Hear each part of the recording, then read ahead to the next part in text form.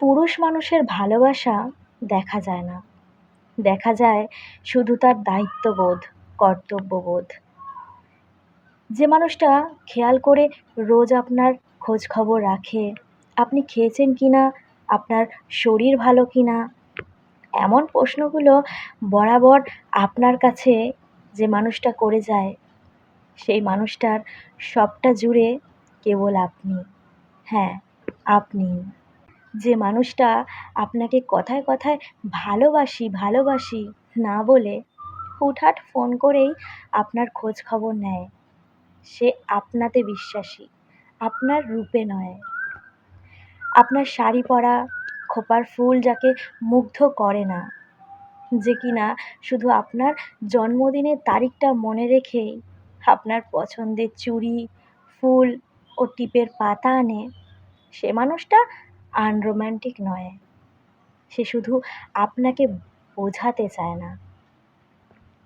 আপনি সারাদিন অনলাইনে না থাকলে যে বাহানা করে আপনার কণ্ঠস্বর শুনতে চায়, ফোন করে আপনাকে অহেতুক রাগিয়ে যায়, সে আপনাকে অবহেলা করে না, বরং প্রচণ্ড মিস করে।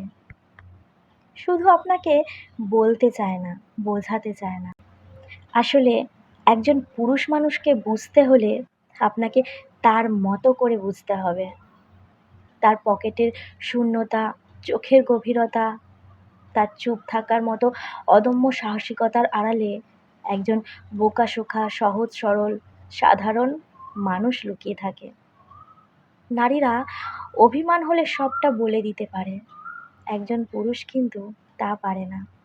সে শুধু চুপ করে সবটা শুনে যাবে, কারণ আপনি তার ভালোবাসার আগে তার দায়িত্ব, যাকে সে সারা জীবন নিজের কাছে আগলে রাখতে চায়।